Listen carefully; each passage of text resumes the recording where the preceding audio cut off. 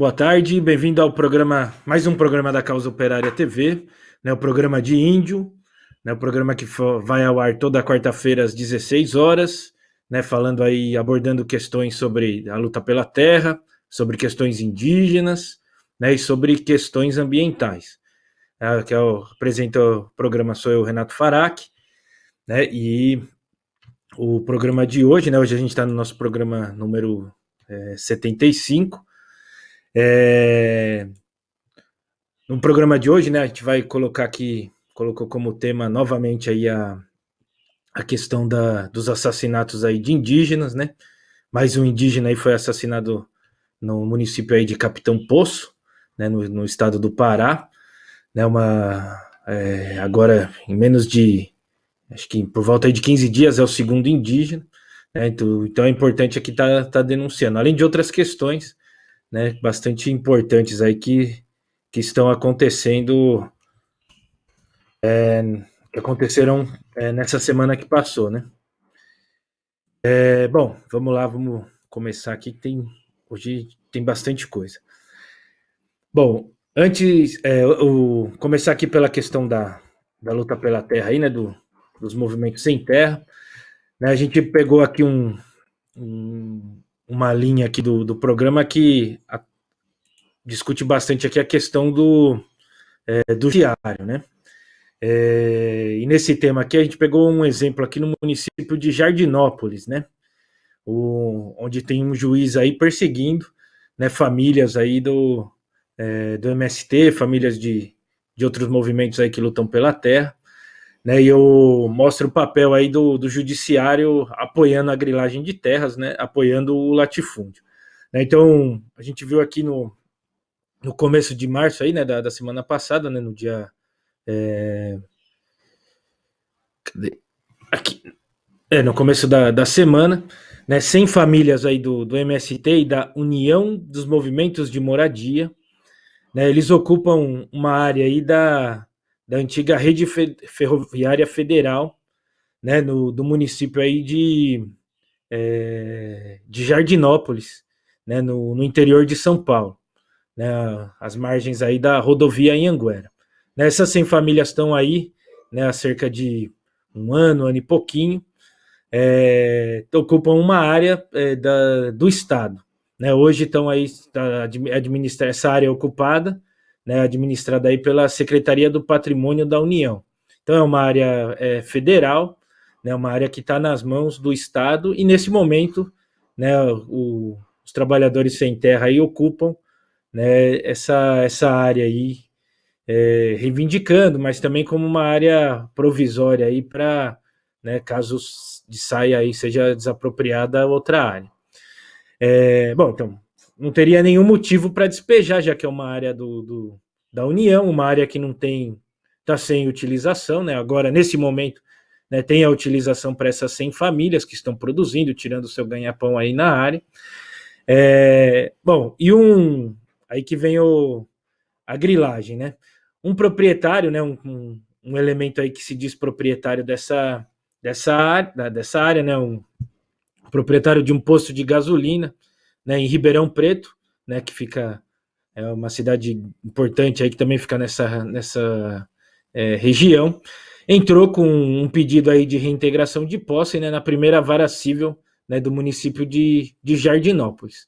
Né, só o cara, ser uma área federal, né, uma pessoa, um elemento aí pedir a reintegração de posse já seria, né, aí já teria aí de tamanho absurdo, né?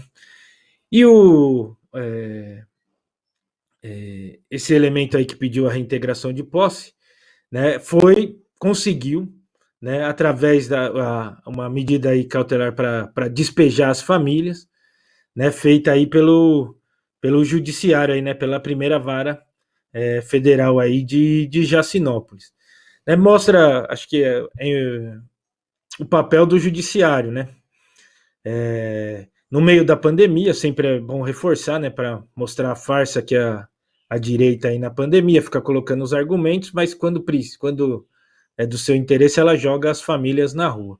De uma área pública, né? Então o Ministério Público aí atuando, mais uma vez, né, eu acho que para evidenciar, abertamente a favor da grilagem de terras, né, colocando aí 100 famílias na rua, né, permitindo aí que um elemento, um grileiro de terra, né, tome posse aí de terras do Estado, né, terras pertencentes aí à União, né, ao povo brasileiro, né, e que agora essas famílias vão ser jogadas na rua, né, para que esse grileiro aí, né, ganha, entre aí na área, né, venda, faça o que quiser da área, que é uma área pública e que hoje, né, comporta aí que está na mão desses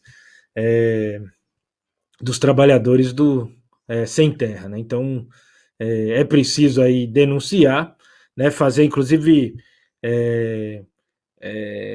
das as entidades, né, de esquerda e dar o apoio, né, para esses acampamentos, né, acampamento Campo e Cidade Paulo Botelho, né, que tem aí essas 100 famílias, né, nas margens da rodovia em Anguera, em Jardinópolis.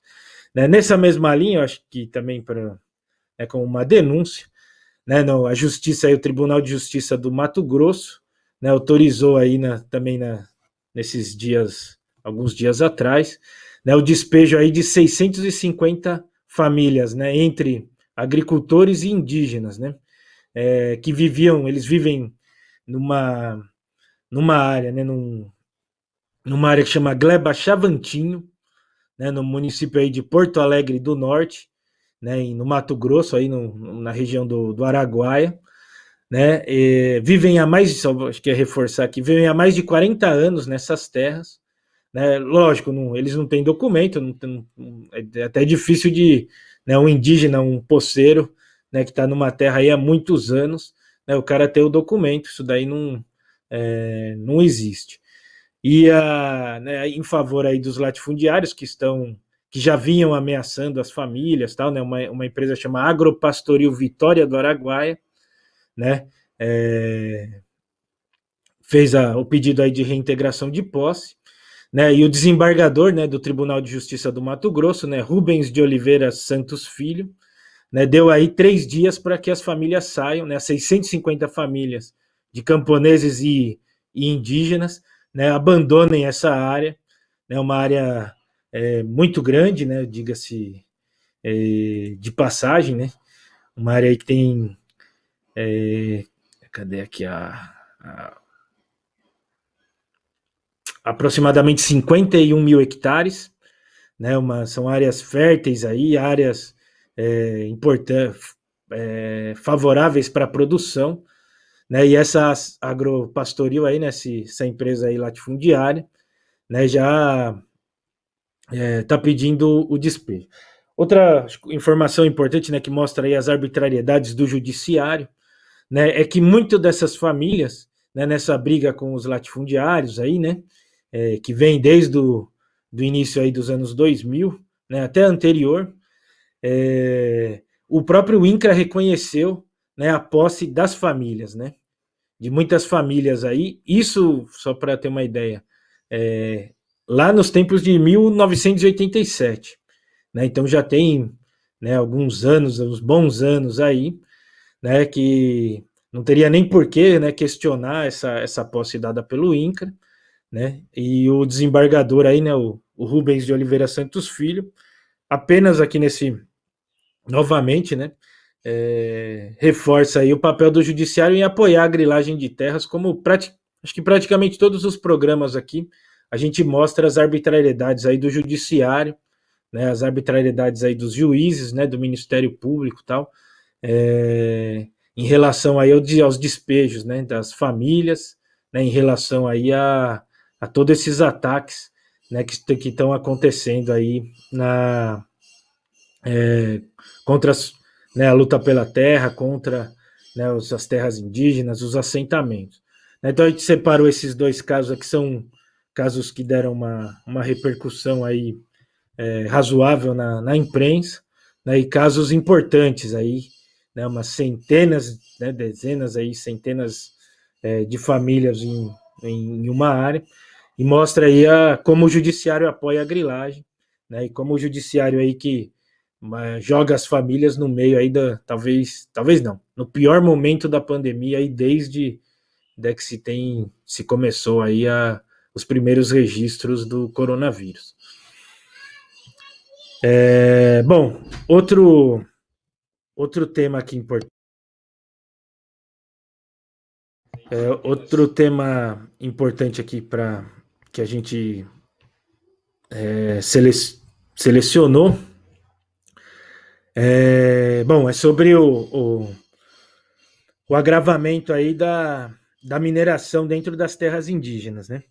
É um processo que já vinha aumentando aí, né, desde que do golpe em 2016, que se agravou com o governo Bolsonaro, né, e após essa tentativa aí né, a apresentação aí da legalização do garimpo em terras indígenas, né, a gente colocou a aprovação aí, né, das terras indígenas. Isso daí está levando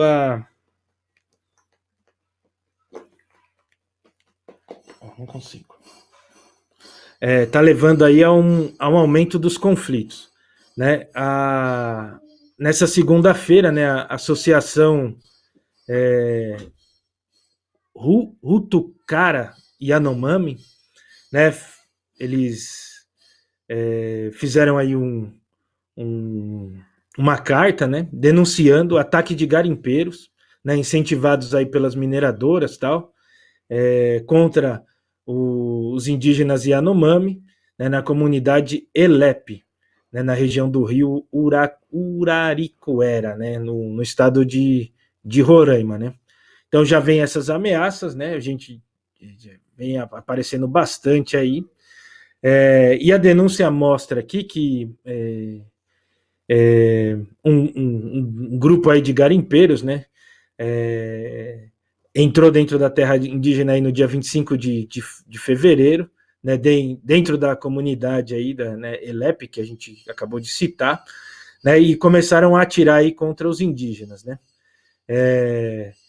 Um indígena aí ficou gravemente ferido, né, eles estão tá aí sendo atendido aí no distrito sanitário Yanomami, né, e a situação aí vem aumentando, vem a carta, né, que coloca que a tensão aí vem aumentando a cada momento aí, eles esperam aí, né, que nos próximos dias os garimpeiros aí a serviço das mineradoras ataquem novamente aí, só que de maneira mais violenta, né. Nesse ataque aí que feriu o garimpeiro, né, os Yanomamis revidaram, né, e um garimpeiro aí que estava atirando contra os indígenas, né, também foi atingido, né, por uma flecha e acabou morrendo no local, né. Então os indígenas aí organizaram a defesa aí, a resposta aos garimpeiros, né, e acabou sendo, e um garimpeiro aí veio a morrer no local, né. Então mostra aí né, a violência que vem sofrendo os indígenas, né, a cada dia esse número é maior, né, vem mostrando aí que há uma violência cada vez maior aí contra, né, os povos indígenas, né, inclusive esses projetos do Bolsonaro, né, vem incentivando a entrada, a invasão dentro das terras indígenas, né, então isso tende a se agravar ainda mais, né. A medida aprovada aí, né, pela própria FUNAI, pelo Ministério do Meio Ambiente, né, o próprio governo Bolsonaro, né, que permite aí a entrada dos latifundiários dentro das terras indígenas, né, inclusive isso daí é uma carta branca, né, para os garimpeiros fazerem a mesma coisa. Estão liberando para o agronegócio, para o latifúndio, né, por que não vão liberar, né, para o garimpo, né, para as mineradoras? Então há um incentivo aí cada vez maior, né, então é preciso aí revidar, é preciso se organizar, né, autodefesa, né, para se defender desses ataques, né, e colocar aí a direita para correr dentro dessas áreas, né. E nesse mesmo sentido, né, a gente tem o caso aqui, né, novamente, né, um indígena aí na cidade de Capitão Poço, né, no Pará, né, foi brutalmente aí assassinado, né, foi, inclusive, não foi só assassinado, né, foi executado, né, a palavra correta seria uma execução, né, então o companheiro que chamava Didi Tembé, né, tava ontem, né, no dia 2, né, na terça-feira, ele foi estava na cidade, né, era a guarda da cidade aí, né, numa cidade de Ourém, né, e ele chegando aí, os relatos, né, que ele chegou vindo de Ourém para Capitão Poço, né, ele estava sendo seguido aí por uma moto, né, ele tentou escapar, não conseguiu, né, os pistoleiros aí que estavam na moto, né, conseguiram aí pegar ele, né, e executar com um tiro na cabeça, né, um crime brutal, né, mais um crime brutal, né, feito aí contra os indígenas Tembé, né, inclusive no mesmo município aí, né, Capitão Poço, né. Eu acho que é importante colocar aqui que né, o Didi, né, Tembé, ele é o segundo indígena em menos de um mês aí que foi assassinado aí em Capitão Poço, né, o primeiro a gente relatou aqui, né, o indígena estava caçando, né, e foi executado pela polícia militar, né, a polícia militar disse que houve um engano, né, confundiu com caçador, com não sei o que, né, inventa uma história, né, como é de praxe aí da, da polícia militar, né, esse outro indígena era uma liderança importante que lutava aí pela manutenção aí da terra indígena Tembé, tem vários, né, as denúncias aí de grilagem dentro dessa terra indígena Tembé, né, ele era um dos responsáveis por denunciar, por defender a terra indígena, né, e depois, logo após esse assassinato, né, a comunidade aí Tembé denunciou, né, que foi uma execução, né, que a polícia militar atua em favor da grilagem de terras indígenas, né, inclusive na carta falaram abertamente, né, que a polícia militar da região ali atua como pistoleiro do latifúndio, né, são as milícias aí, os seguranças armados, né, do latifúndio aí, na cidade de Capitão Poço, você entendeu? Então, eu acho que essa fica aí, né, a nossa política de denunciar, né, mais esses crimes, né, mais um crime cruel aí que aconteceu, né, mostrar, denunciar, né, o papel do governo Bolsonaro, o papel da polícia, né, dessas regiões que atacam aí, né, são pistoleiros do latifúndio, né, mostra, né, sempre a política que a gente vem denunciando aqui, né, de fim da polícia militar, né, tem que acabar, tem que extinguir a polícia militar, né, o braço armado do Estado aí que atua, né, em defesa dos latifundiários, né, em defesa da burguesia, então precisa acabar, não tem que desmilitarizar nem nada, tem que acabar, né, mandar todo mundo embora, né, os policiais aí não são pessoas para cumprir nenhum papel, né, dentro do Estado ou menos ainda, né, nenhum papel dentro do Estado, menos ainda um papel de segurança, né, um papel de andar armado, tal. Então precisa extinguir isso daí, né, e colocar, né, a defesa, né, dos povos, aí, a segurança, né, da população, dos trabalhadores, dos indígenas, nas mãos dos próprios indígenas, né, criar aí é, é, grupos de autodefesa, né, defender o direito de armamento da população, né, em particular da população do campo, que sofre ainda mais com a violência do latifúndio, né, nos povos indígenas ainda mais, né. Então é preciso criar os comitês de autodefesa, é preciso garantir que as famílias tenham o direito de se defender, né, que possam se armar diante de toda essa ofensiva, né. Nesse caso fica cada vez mais escancarado, né, porque vai falar o quê? Chama a polícia é o pistoleiro, quem está assassinando é a própria polícia, né. Então fica aí a denúncia, né, a necessidade aí de se criar né, os comitês de autodefesa, né, de defender aí as famílias tal do que está de tamanha violência aí do latifúndio. Bom, eu acho que aqui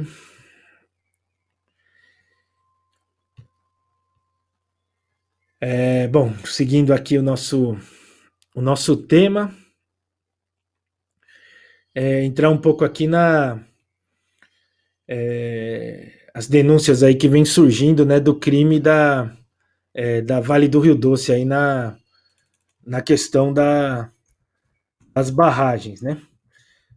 Vieram à tona aí várias denúncias, né, que já vinham sendo feitas pela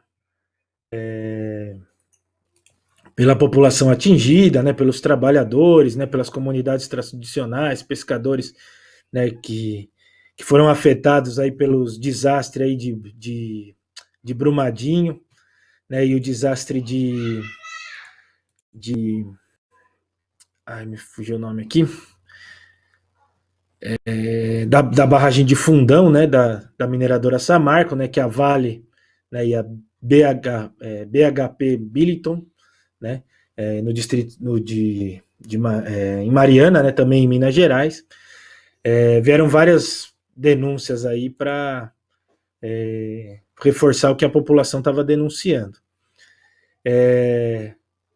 Bom, eu acho que a primeira delas é a fundação, né, uma fundação que foi criada aí pelo Ministério Público, pelo Judiciário, pelo governo do Estado e as mineradoras, né, sem a consulta aí da população, né, dos atingidos, né, pelos crimes aí, né, de criar uma fundação para gerir os recursos, né, vindo aí das multas, né, e das indenizações, né, que foram aplicadas aí na mineradora Samarco, né, na Vale do Rio Doce e na BHP Billiton, né. Então,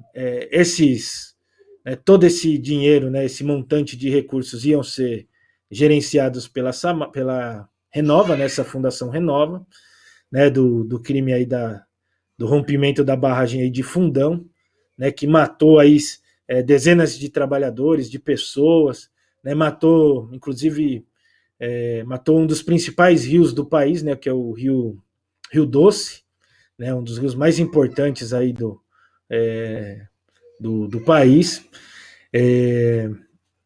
pegou, né, acabou com o ganha-pão, né, de boa parte dessas famílias, prejudicou a captação de água, fornecimento de água aí de dezenas de municípios que compõem, né, o Rio Doce, né. Então, desde de 2015, né, quando houve o colapso aí dessa, né, a barragem do Fundão, que foi criada essa Fundação Renova.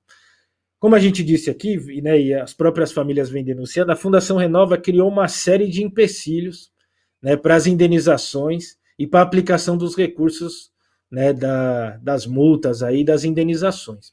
Né, vem sendo denunciado aí que a Fundação Renova criava uma série de medidas para impedir, né, o cadastramento dos atingidos, né, não reconhecer as pessoas que foram atingidas, né, pela barragem né, pelo rompimento da barragem, contratação aí de maneira completamente fraudulenta de serviços, né, e gastar muito desses recursos em propaganda.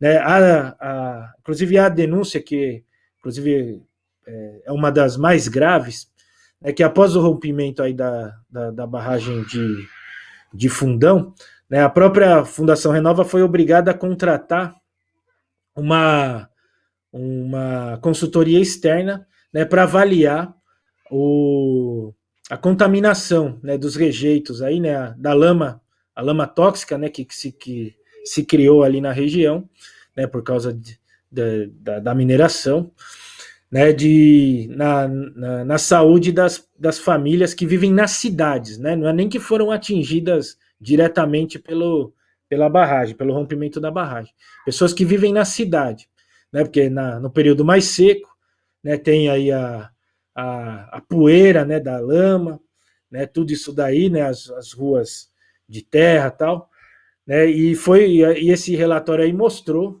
né, que a lama tóxica estava contaminando as pessoas da cidade que não tinha nenhum contato, né, com o rio que foi destruído, né, simplesmente da poeira, né, da lama tóxica que surgiu aí, né, da manipulação, né, da lama aí a prefeitura, sei lá, pegar barro para jogar na rua, né, outras coisas, mas o que importa aqui é que as pessoas das cidades estavam sendo contaminadas.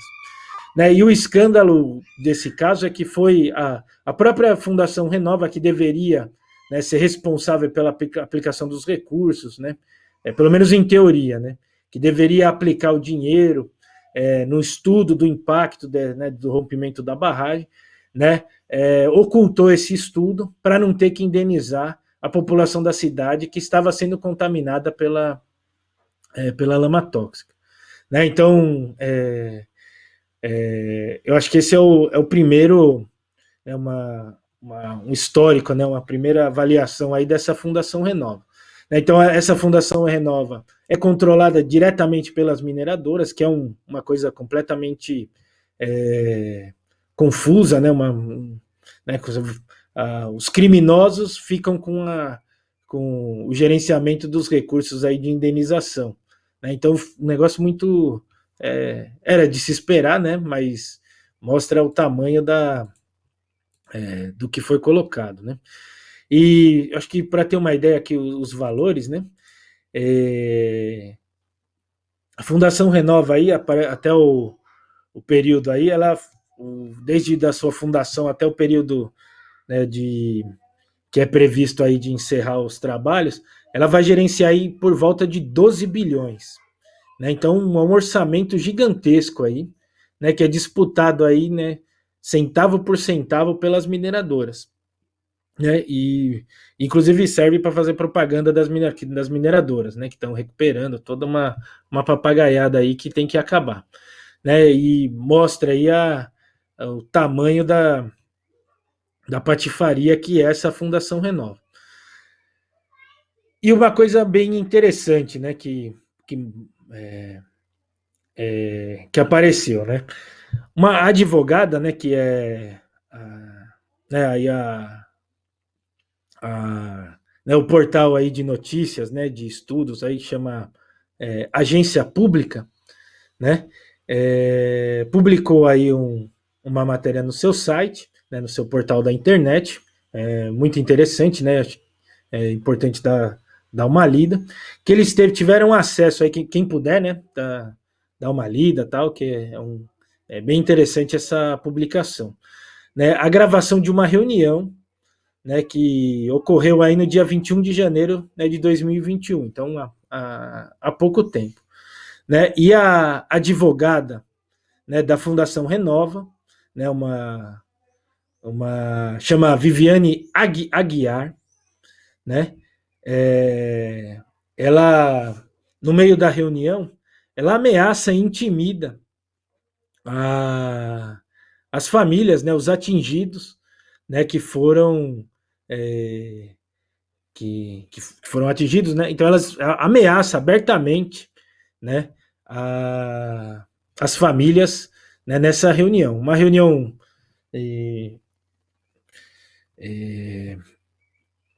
que teria lá os objetivos aí, né, de discutir, mas que mostra, né, que eu acho que é o caso aqui, né?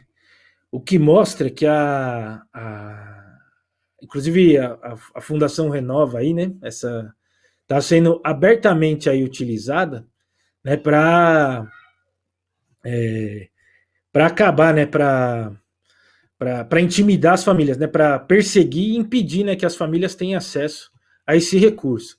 Né, na fala da advogada da Fundação Renova, que é uma advogada que deveria, inclusive, atuar em favor das famílias, né, entre aspas, né, ela coloca, né, eu que chamei a reunião e eu que vou dar o tom. Né, essa Viviane Aguiar. E ainda na conversa, né, a gente não vai conseguir reproduzir o áudio aqui, né? Eu teria que ver se de passar em outro momento, né? Essa advogada, que eu acho que aí vem a ação ainda mais criminosa, né? Que é uma a gente vem discutindo aqui do judiciário, né? Que durante a conversa, né, a advogada aí, a Viviane Aguiar, ela se colocou como porta-voz do juiz da 12ª Vara de Justiça Federal de Belo Horizonte, né, citando nominalmente aí, né, Mário de Paula Franco Júnior. Né, então, esse desembargador, né, que ele é responsável, né, por julgar os processos envolvendo a tragédia, né, de Mariana. Então, assim, olha a jogada ensaiada, né? As mineradoras criam uma ONG para gerenciar os recursos das multas, das indenizações, né? A fundação, né, que é a Fundação Renova, a fundação da Samarco aí, da Vale, cria, né, os mecanismos aí para impedir que as famílias tenham acesso às indenizações, tenham acesso ao dinheiro aí para recuperar as áreas. A advogada intimida as famílias, né? E ela, nessa conversa, mostra que o judiciário está atuando em favor abertamente aí das mineradoras, né? A frase que ela coloca, né? Ela coloca assim: eu vou reforçar uma coisa e deixar muito claro. Se tiver manifestação onde vocês colocarem pessoas em risco, vocês paralisarem ferrovias, vocês fecharem, enfim. Manifestação que não seja pacífica, isso vai parar. Né? Não pense em vocês, não pense em ninguém aqui que foi por causa de manifestação que a coisa está andando. Porque vai ser o contrário. Por causa da manifestação, a coisa vai parar. Né? Então, mostra aí que ela abertamente está proibindo aí, está intimidando aí. E aí ela completa, né? Não sou eu que estou falando, é o juiz dono do processo que está falando. Se tiver manifestação, a manifestação vai parar. Né? Então, eu acho que mostra aí, né, a própria matéria publica que essa reunião foi convocada logo depois de uma manifestação das famílias, né, que fecharam a linha de trem da Vale, né, por causa aí das indenizações e outras coisas, né, eu acho que é importante, mas mostra aí, né, que é uma fundação, né, que na mão aí, e mostra que o judiciário atua, né, nessas reuniões que ocorrem aí, né, que são reveladas, né, como o judiciário atua, né, falando aí que tem que acabar, não pode prejudicar a Vale, não pode fazer manifestação, né, e ainda ameaça de parar todo o processo de indenização. O papel da Fundação Renova aí da Vale, né, de tudo isso que está acontecendo na região é tão chocante, está criando uma situação aí, né, uma contradição muito grande, né, devido a estar escancarado, gerando uma revolta muito grande nas famílias, né, criando uma revolta muito grande, que o próprio Ministério Público, né, está questionando, né, o papel da Fundação Renova. Acho que antes de... Não que o Ministério Público esteja fazendo isso porque eles são bonzinhos, pelo contrário, né, o Ministério Público aí atua, na esmagadora maioria das vezes, contra as famílias, né, mas o Ministério Público aí querendo limpar a barra, né, mostrar que como uma tentativa, né, de evitar um levante aí da população da região contra a Vale, né, contra a Fundação Renova, né, então eles colocam aí, o próprio Ministério Público pede a extinção, né, da Fundação Renova, né, então ela coloca, né, lá no documento, né, que desvio de finalidade, ineficiência, né, e outras coisinhas, né, que estão dentro desse termo de ajustamento de conduta, né, então tem que mostra aí que ficou tão escancarado, né, o papel da Fundação Renova, né, o papel da Vale, da direita, né, do governo do estado que atua também abertamente aí a favor da Vale e do judiciário, que o próprio Ministério Público está pedindo, né, para extinguir a Fundação Renova, né, que ela não cumpre o seu papel, está desviando o seu objetivo. É uma denúncia grave, né, e eu acho que encaminhando, né, a proposta, né, o contrário do que a advogada aí da Fundação Renova, né, e do juiz, né, o desembargador aí do TJ aí de Minas Gerais, né, ao contrário do que eles colocam, né, são as manifestações, né, que fazem o processo aí andar, que fazem as indenizações serem pagas, que fazem, né, que as famílias sejam reconhecidas aí como impactadas aí pelo desastre aí do rompimento da barragem, né? Então, o que tem que fazer é organizar a população, organizar os atingidos, né, ir para cima, mais manifestações, fechar a rodovia, fechar a mineradora, fechar, né, a linha do trem aí da Vale do Rio Doce, da Vale do Rio, da Vale, né, é, e as outras, exigir, né, a pauta principal, né, dessas reivindicações né, é que as próprias famílias atingidas, né, gerenciem os recursos aí das multas, né, os recursos de indenização, que as comunidades diga quem foi afetado ou não, e não a mineradora, né, que matou aí, né, se eu não me engano, o desastre aí de Fundão foi por volta aí de 19, 20 pessoas, acho que foram 19, fora o ganha-pão aí de milhares e milhares de famílias, né, o impacto que teve aí na vida das famílias aí que vivem no entorno do Rio Doce. Né, acho que essa é uma reivindicação mais do que, não é o Estado, não é a empresa, quem tem que gerenciar isso, né, são as próprias famílias. Nada de Fundação Renova, tem que acabar com a Fundação Renova, né, e que as famílias, suas organizações aí, que gerenciem os recursos aí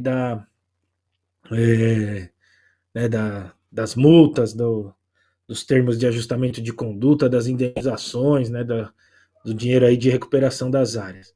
Então, acho que isso é uma discussão aí muito importante. Né? Tinha mais uma coisinha sobre isso. Né? Bom, lembrando aqui, a gente vai conversando. Bom, entrando aqui, né, na questão ambiental, né, e discutindo aí novamente, né, o programa aí do governo federal, né, de privatização das unidades de conservação. Né, o programa, né, do governo federal, né, chamado Adote um Parque, né, que um nome bonitinho aí, né, que é para privatização, né, para entrega do patrimônio público, né, para o latifúndio, para os monopólios, né, aí do turismo, né, e outras coisas, né, da mineração, da exploração madeireira, até porque o que a gente vem vendo é que a né, o governo vem ampliando aí, né, permitindo o agronegócio, o latifúndio dentro das terras indígenas, né, quer liberar, né, a exploração também dentro dessas unidades de conservação, parques nacionais. Né, então agora esse programa Adote um Parque. Né, então o, o Ministério, né, o Ministério do Meio Ambiente, né, e do fascista Ricardo Salles, né, um elemento aí ligado às mineradoras, ligado aos latifundiários, né, extrema direita, né, está oferecendo, né, correndo atrás, né, eu acho que é importante aqui, não é nem que ele abre para privatização, né, mas esse capacho, né, ele corre atrás, né, está correndo atrás, né, das empresas aí, de grandes empresas, né, para adotar o parque, né, adotar a palavra bonita, né, para entregar, para privatizar as unidades de conservação. Né, né, o Ministério do Meio Ambiente, aí, o governo Bolsonaro, está querendo entregar, né, privatizar o Parque Nacional da Amazônia, né, o Parque Nacional do Tapajós, né, e o Parque Nacional do Pico da Neblina. Né? Acho que para ter uma ideia do tamanho, né, dessas unidades de conservação, né, acho que para mostrar o tamanho, né, o que eles estão colocando. Né? Nessa lista, né, de privatização, aí, né, de entrega das unidades de conservação dos parques nacionais, constam aí 132 florestas protegidas, né, que estão hoje gerenciadas aí pelo Instituto Chico Mendes de Biodiversidade. Né? Acho que um aqui importante, né, que pelo tamanho, né, chama Parque Nacional da Amazônia, né, que ocupa uma área de 1.066.000 hectares, né, entre os estados do Amazonas e do Pará. Né, 1 milhão de hectares. Né, é um mundo, né, daria um país, um pequeno país.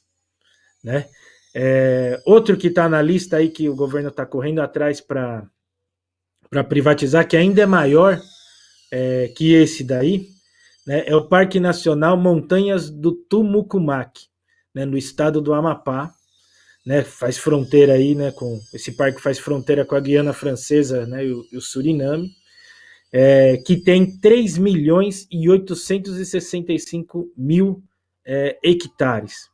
Né? Essa é a maior, né, uma das maiores unidades de conservação do mundo, né? É uma das, né? E a maior unidade de conservação que está sendo privatizada. Né? Acho que o tamanho dos hectares aí mostra, né, o tamanho, a dimensão desse crime, né, que é o governo Bolsonaro, né, a dimensão que é o, o crime, né, o governo criminoso aí, né, do ministro do Meio Ambiente, Ricardo Salles, né, e aí mostra, tem outros aí muito grandes, né, a Floresta Nacional dos Tapajós, né, que inclusive essas florestas nacionais permitem, né, a exploração madeireira, né, a extração aí de produtos, né, com aproximadamente aí 2 milhões e 40 mil hectares, né, ou o Parque Nacional da Neblina, né, aí com 2 milhões e 252 mil hectares. Então se juntar isso daí, dá uma área, né, dá tranquilamente aí um, um país com um tamanho oficial, né? Acho que isso já está sendo encaminhado, né? Essa lista foi publicada aí no Diário Oficial, né, na segunda-feira, né? E o total aí, né, de áreas para serem privatizadas, né, entregues aí, né, adotadas, nome bonito para privatização, né, de 63 milhões de hectares. Né? É um, um crime aí gigantesco, né? A entrega desse enorme patrimônio aí para iniciativa privada, com o nome bonitinho aí de adote. Né? Não tem nada de, de adotar, né? É uma área, a entrega total, né? A liquidação total aí do país, né? Diante aí do governo criminoso, né? Que é o governo Bolsonaro, né? É, é, a entrega, né, do patrimônio, né? Inclusive dentro dessas terras tem boa parte delas tem comunidades tradicionais, né? Pessoas morando ali, né? São áreas que o governo aí busca, né? Aos poucos, né? Acho que essa abertura, né, pode parecer, né? Às vezes, não, você é só adotando, né? Não, não é privatizando, é só privatizando os serviços, né? Mas é aos pouquinhos, né? Como disse o Mourão, aproximações sucessivas, né? Mas como o Ricardo Salles já falou, né? Que eles entrega tudo, né? Entrega tudo, né? Não vamos deixar entrar, vamos deixar, né, os garimpeiros, as mineradoras, os latifundiários invadirem aí as unidades de conservação e depois eu uso a justificativa, né?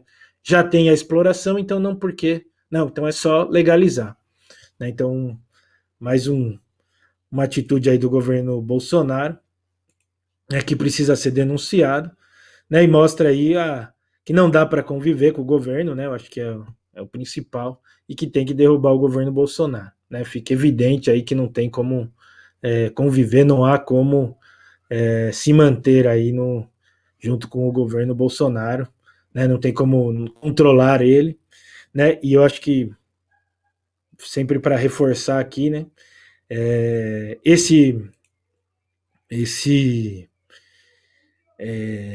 a direita, né, civilizada, né, essa direita aí que faz parte do Centrão, né, a direita João Dória, a direita Semineto, a direita Rodrigo Maia, né, Ronaldo Caiado, essa direita aí que se diz civilizada, a direita científica, apoia toda essa entrega. Né? Eles detentam há muito tempo, né, e agora está sendo permitido aí, né? Estão apoiando essas medidas do Bolsonaro, de entrega total, né, do patrimônio público aí. Né, então mostra, né, eu acho que até trazer para o né, tema do nosso programa, né, pode parecer que não tem nada a ver, mas é lógico que tem, né, que essa é a frente ampla, né, é você se juntar supostamente para derrotar o Bolsonaro, né, com setores que apoiam todas as medidas do governo Bolsonaro, como a gente acabou de citar, né, que são as pessoas que apoiam a entrega das unidades de conservação, que apoiam os ataques aos povos indígenas, né, os ataques aos trabalhadores sem terra, né, os ataques aos assentamentos rurais, né. Então, eu acho que é isso que tem que denunciar, inclusive, que isso é a frente ampla, né? Não derrubar o governo Bolsonaro, se apoiar na direita que colocou o Bolsonaro aí, né? Mostra aí o papel da frente ampla, né? O papel, né, que se coloca aí para onde vai levar o apoio aí com a frente ampla, né?